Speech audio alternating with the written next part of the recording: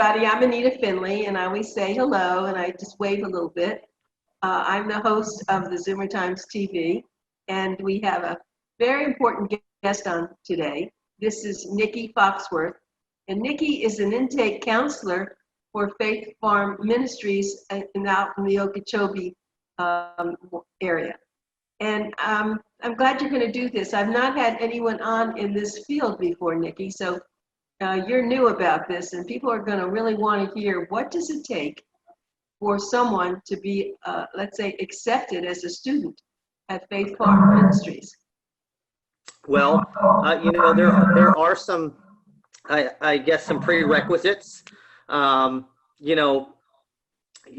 hate to say this, but unfortunately, being in addiction is one of them. Obviously we open our doors to men and at our Boynton Beach location, women who are struggling with substance abuse, whether that be alcohol or every drug that's available out there. And so really the first thing that is necessary is a willing attitude. A willing attitude to be teachable, and a willing attitude to want recovery and to want change. I don't think that it's any secret that the majority of locals and our general public in the area knows that we are a Christian program, and so we are looking for men who are hungry for Jesus Christ. We are looking for men that want to pursue the Lord and walk in recovery. However, being a Christian is not a prerequisite to entering the program. We're not looking for, we want to help as many people as we can. And so we don't care if you've had a relationship with Jesus in the past or if you're an atheist and a complete non-believer. If you want change and you're willing to be open, we want to work with you. Obviously, there are a couple of things as far as legal issues can sometimes determine a guy's eligibility. We do work with men and women who have legal issues. Men who are on probation, they can attend the program. But legal issues do have to be resolved to some degree. They can't have any open cases. Anybody who is using psychotropic medications, even mild antidepressants, we don't tell anybody to come off of their medications. However, we also don't allow them here. And so if an individual wants to attend the program and is willing to come off their medication on their own accord and is willing to provide doctor's clearance to do so, then that's a candidate that we will consider to interview. Those are really the two main hang-ups is psychotropic medications and legal issues are one of the things that can hinder a guy from entering the program. However, there are avenues around that to help assist those that need to get help. Well, Nikki, I have heard that there are a lot of people who are being instructed to come by either their parents or their family members, but they really don't want to come. And that's what you were saying. So you know that when you're interviewing, because you don't want those people, do you? Not until they're ready. Well, to answer your question directly, yes, we it's not that we don't want them, but if they're not willing to be teachable, if they're not willing to hear correction, if they're not willing to learn how to confront themselves in a healthy way because of the choices that they've made in addiction and allow some godly leadership to come around them and help them do that, then the program's not going to be very beneficial for them because they just don't want it. And so to answer your question, yes, we are looking for guys who want to change and who want to be teachable. However, I know that there was the time in my life where I was unwilling. And it wasn't until I had an encounter with the Holy Spirit that scales started to fall off my eyes and I became willing. and so the door is open to everybody. So we are looking for guys who want to change. But here's the other side of that coin. As we do interviews, as me and my team, as we do interviews with guys who we know parents are pushing them, or we know the court has them backed in a corner, and they're kind of in a position to attend a program. There are times where, we, give a guy an opportunity, even though we know he's really not that serious, because, we want to give him, the chance to change too. And so, it's a fine line that you play with sometimes, because now obviously there's a blatant guy who's just absolutely not interested at all. And then there's the guy who knows, or who at least thinks that he knows what to say to get himself in the door. And so we may allow him to think that he's pulling the wool over our eyes so that he can have an opportunity to come in and get some help for his life. Well, I thought that was a good thing you talked about yourself. Do you mind talking about yourself and how you got into this position? And I mean, were you a psychologist before, or what was your profession? I really didn't have a profession. I started working, when I was a teenager in restaurants, and I worked a few construction jobs, in my 20s. But I was an addiction. I was an addiction starting at 14. Really? Yeah. And by the time I was 17, I was in a meth addiction. I was in a full-time meth addiction from the time that I was 17 to the time that I was 30. I worked jobs throughout the years, but I spent, I've been incarcerated many times, and in and out of jail throughout my 20s. And when I was 30, I decided that I didn't want to live this way anymore. And so I'd known about Faith Farm and decided that I was going to reach out to Faith Farm. I came through the program myself in 2016. And graduated at the beginning of 2017. I stayed as a leadership student for 2 additional years on top of my initial program, and then was hired in 2019 as the intake assistant. What does a leadership person, a leadership student do? So, we have lots of, here on the campus, there's a couple of different job areas that really help the kind of the wheels turn here. And so a leadership student is a man who has graduated the 10-month program and who has decided to commit to an additional year of his life to the program as a leadership student, where he is, helping a little bit facilitate in class, helping teach the students. He generally becomes a supervisor over one of the work areas, over one of the many work areas that we have. And continues to be discipled and give back what he's been given to the students coming through the first portion of the program. And so, the short that's the short version. Well, Nikki Foxworth, I just want to tell everybody this is Faith Farm. He is the intake coordinator there for, actually a counselor, not a coordinator, a counselor at Faith Farm Ministries in Okeechobee. And if you want to have more information, you can go to faithfarm.org, faithfarm.org. I wanted to just kind of go back to what you were saying. So I don't know where you got the training, but you're very articulate. You have a great talk, a very, very good speech. I'm sure that you can really influence those students. Where did you get that? I don't know. I hope I can influence them. Well, I don't know where I got any articulate ability, because I barely graduated high school.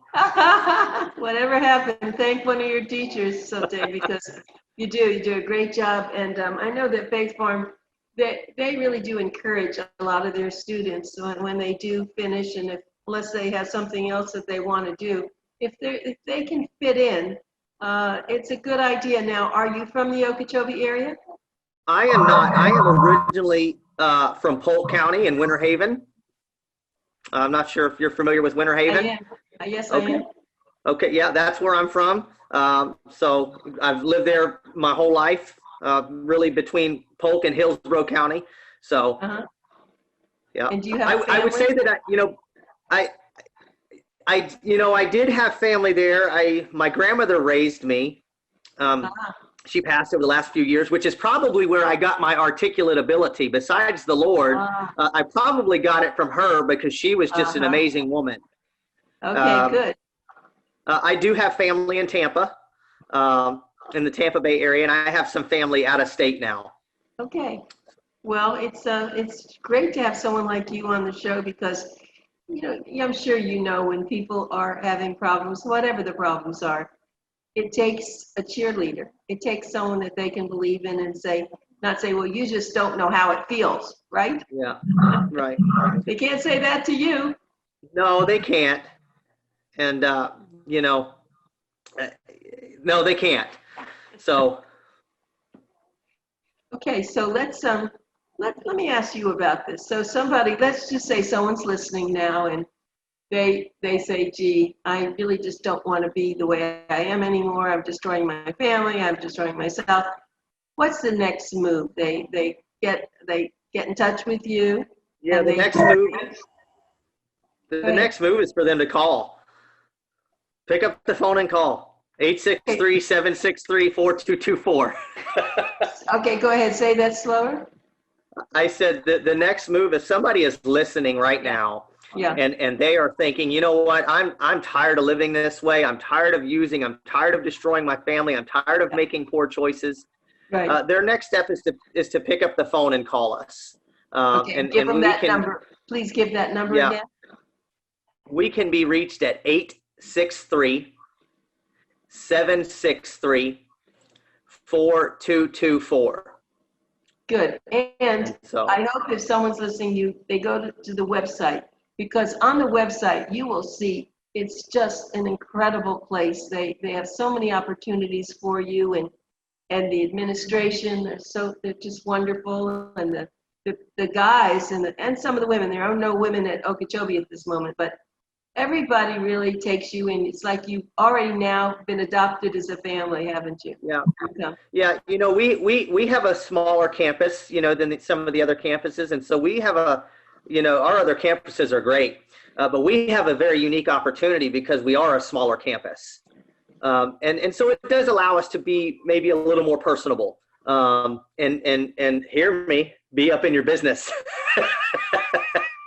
Yeah, that's true. So, But actually, so you're right. It is, but I want everyone to know, if you're listening, and of course you're not listening just in Palm County, you could be listening in Broward County, because they have a fabulous place there in Fort Lauderdale. They have one in we Boynton. do.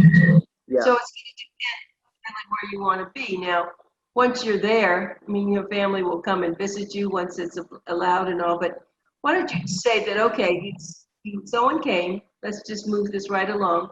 Someone came and you decided with your team that this person would be able to be helped. Then what happens? You said that somebody would be able to be helped? Yes, they would be able to be helped. Obviously, depending on whether they're local or not, the next thing that we would talk about would be travel arrangements, and getting them on the schedule to come in. Oftentimes families drive their loved ones here. Sometimes people take the bus. Sometimes people fly in. But go ahead.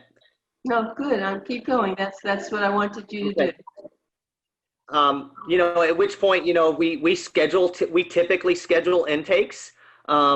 We typically don't do walk-ins. However, there are times where people show up and I'm going to talk to them. And there have been times where people show up and we let them stay. There's also times where people just show up and we will interview them in person and then give them an intake date to come back. But once a guy arrives here, typically, I'd say it's about half and half that family comes in with them and sits with them through the interview process. And then you get the family who is so ready to get rid of their loved one that they drop them off at the door and they're down the road. And so at which point, our intake process is fairly simple. We have a small intake packet that we have guys fill out. We really, what we do is once they're here in person, we really just reiterate some of the expectations that we have for them. And that they can have on us as far as being a student here, once they're face to face, because we want to remind them, okay, listen, this is, we talked on the telephone and we made a decision to bring you here, but now that you're in person, this is what you're signing up for, and this is what you're getting yourself into. And so at which point, they fill out their intake packet, and we go over some brief orientation stuff, some rules, Nikki, assigning them whenever guys come in. Wait, excuse me. Yeah. Do they get a physical somehow so you can make sure they're okay? They're not sick? No, not typically. Now there are times where guys apply for the program. This is where maybe there's a physical limitation or some physical issues. Depending on what it is, we may require them to provide a doctor's note that says that they can work without restrictions. Mm-hmm. Because working is a part of the program, Yes. on site typically. And so, but other than that, we don't really require that they get a physical. Now, with this COVID, are there people coming? There are people coming.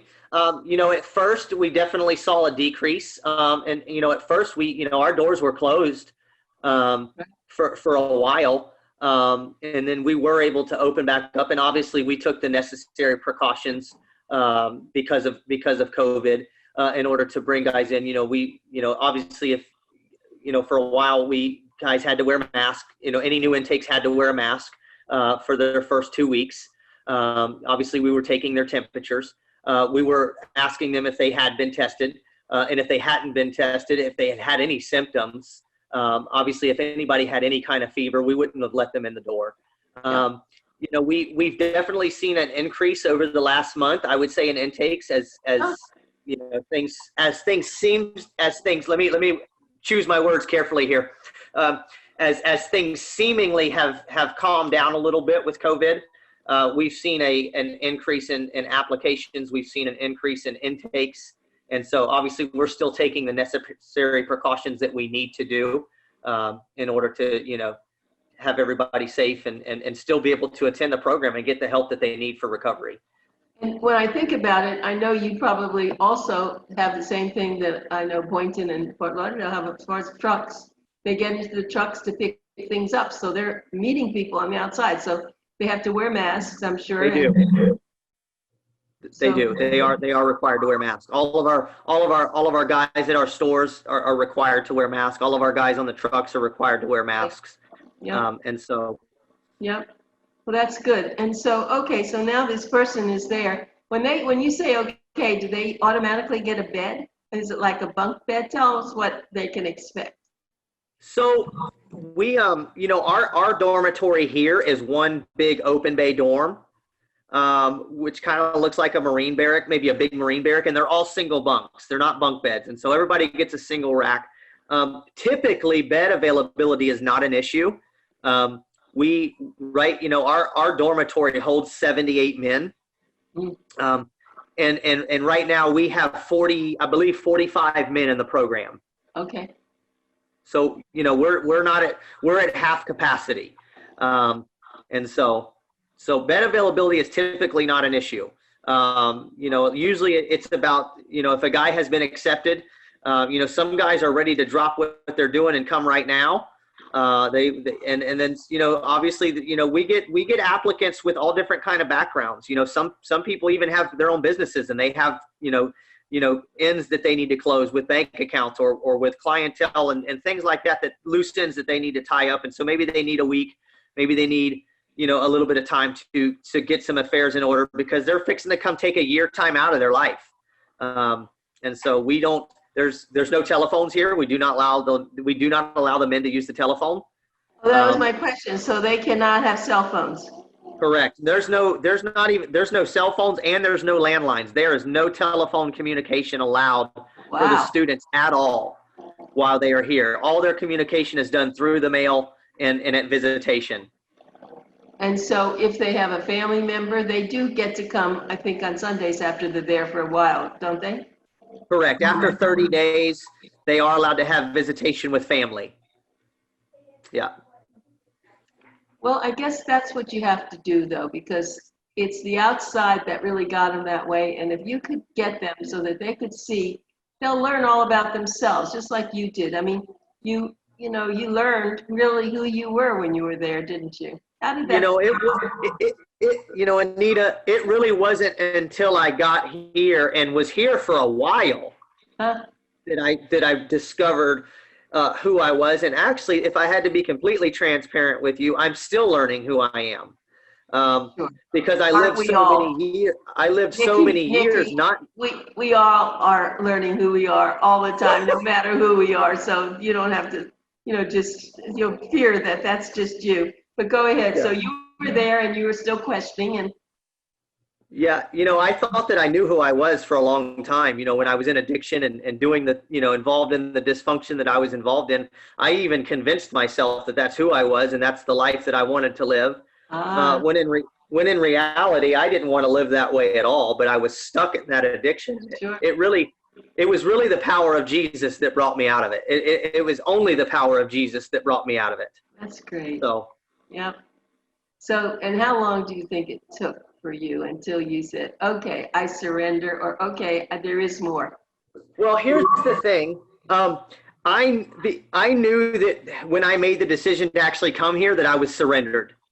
Because I was not a half stepper in my addiction. I didn't play the rehab game. I knew the life that I was living was dysfunctional, and I was convinced that I was okay with it, and I was all in. And so when I wasn't the guy that was going to go to rehab and play games. If I was going to go, I was going to go and be serious. And so Okay. I knew that when I came, it was it. It was over. And tell us about making friends. That's always when I've come to some of the graduations and I've come to, the homecoming, and everybody just seems like they're brothers or sisters together. Okay. Well, they say that brothers are born in adversity. So, and iron sharpens iron. And so, because here's the thing, and it's not that prior to Faith Farm we didn't have any real relationships or real friendships, but there's a lot of those relationships that we had prior to here that weren't healthy and that we really didn't value. And when you come to a place where you're getting sober and you're really starting to allow Jesus Christ to tell you your identity, and you're starting to discover your identity because of who God says you are, and you're around like-minded people, the relationships are different because Holy Spirit is involved, and I think that that's the key. You're building kingdom relationships, and there's definitely a more of an awareness of the value of the relationship because God is in the center of it. And so I've made some friends here. Obviously, because I'm a staff member now, the staff and I are friends. But I really have a couple of men in my life who really have total access to what is going on in me, who are not only accountable to me, but I'm accountable to them. Right. And there's no hiding. Yeah. And when you can find security in the realization that you don't have to hide, Yep. That's freedom. Yeah, that's beautifully said. I keep telling you, you're so good at this. I mean, I have to tell you, you're articulate, and I can see you just moving right up the ranks here. Somebody told me I was going to write a book one day. I haven't done it yet. I think that's going to happen, right? Well, you've gone through everything, and when you're articulate like you are able to put it down. I don't want to end the program yet. I want to ask you. So, as far as voting, how does everybody get to vote? By mail? What are you doing? Because you mean as staff or the students? No, yeah, everyone now. Well, I actually went and voted on, was it Monday or Tuesday? I early voted in person at the courthouse. So what are your students doing? Is that mail-in for them? They can mail-in vote. As far as I know, matter of fact, it's probably something that we need to visit. But obviously voting by mail would be really their only option. Sounds like that. Well, that's good. So that's the way to do it. Well, and now talk about television. So at night, you never have any. So do they get to watch movies? What do they get to do for entertainment? So you probably sing and dance for them, don't you? I do sing a little. I thought so. I mean, I could just tell. Okay. We do have a TV room where the men are allowed to watch movies. Now, all of our content, as far as what's shown in the dormitory, is Christian content. Any movie that we show is Christian content. We do have a sports room where we do allow the men to watch sports. And TV is typically, we show movies on the weekend. But, we keep them pretty busy during the week, and there's not a lot of time for TV. Right. And they're exhausted because they work. That was another thing before we get you to go. I want everyone to know, this is just not some free lunch. This means you get there and you're part of everything, because if you work, you help other so that they can support what they do for other people to come in. And it's a good thing. Right. I've been told before that some people never even had a job. It's hard for me to believe, but they never had a job, and you teach them how to have a job. So when they leave, they now become, a valued person in society. Yeah. And because obviously working is part of the program requirement. But nothing that we do here is super hard. It is definitely a part of them having a structured routine. And given some responsibilities and holding up to those responsibilities. And like you said, Anita, there are some guys who have not had a job or at least very little experience. And so it does give them the opportunity to be in a healthy routine of getting up at a certain time every morning and being at their, assigned work duty on time and holding up to those responsibilities. And there's a level of freedom in that because, we don't stand over them all the time and make sure they're doing everything that they're supposed to be doing, but we give them a job and we give them some instruction and a little expectation. Say, okay, listen, this is what you're responsible for. And so we expect you to be able to hold up to that. And, obviously if there's any issues, we'll address them as they need to be addressed, but it typically goes pretty smooth. And probably, and I think I've heard this before, I know so much about Faith Farm, so I'm just going to pull for that the people they're working with, you don't put someone new, like when you first joined and you had to, what was your first job there, by the way? So my first job, I was in the blueberry field, but I was only there a week. Yeah, I was only there a week, and then they put me on a fence building crew. And I actually worked on the fence crew for my entire program. And then after I graduated the program, they put me at the thrift store. And I was at the thrift store for a year. Oh my goodness. And then after I was at the thrift store. You spoke so well and you were so smart. I can see why they did that. You're a good salesman. I don't know if that's why they did it. Oh yeah, that's why. Oh, okay. So then you were at the thrift store. So that's okay. So that's very good. But I was thinking, you see, you don't get just thrown into something. You have to. And I see we have 2 more minutes. You have buddies there that you can count on, and they say, yes, this isn't right, do it this way. And then when you get better, then other people come in. So it's like everybody's helping one another. I think it's a beautiful system.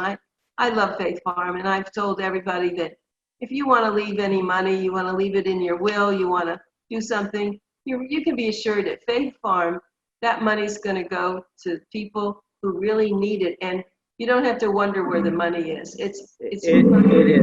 A wonderful thing. Yeah, the ministry is primarily funded on completely donations. Yes, I know it is. And so we want people to donate. Not only donate, go to the thrift shop, donate, but I always say, throw some money into your will for them. It would be worth it. I think that someone told me once that there was like $100,000 left in a will that I'm hoping that because they heard our radio shows and all that, I talk about it all the time because I know a lot of organizations in South Florida, and you're one of my favorite, I must tell you. So anyway, and I haven't really had a problem with this, but I know how good you all are, and I thank you so much. My guest, I know I took a lot of time from you, but you were great. Nikki Foxworth, who is the intake counselor, and you did a great job, Nikki. Thank you for being on. Yeah, thank you for having me, Anita. Yeah, okay, well, good, and be well, be safe, and we'll talk again. All right, thank you. Bye. Bye. Bye, everybody. Bye, Palm Beach.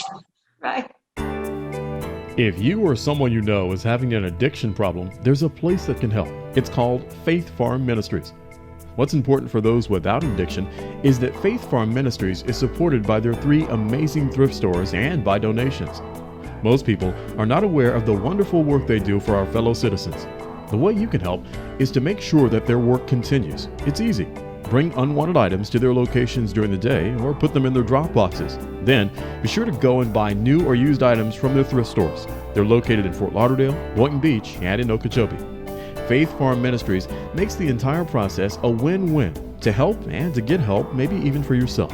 For information, call 561-737-2259. That's Faith Farm Ministries, 561-737-2259, or go online to www.faithfarm.org.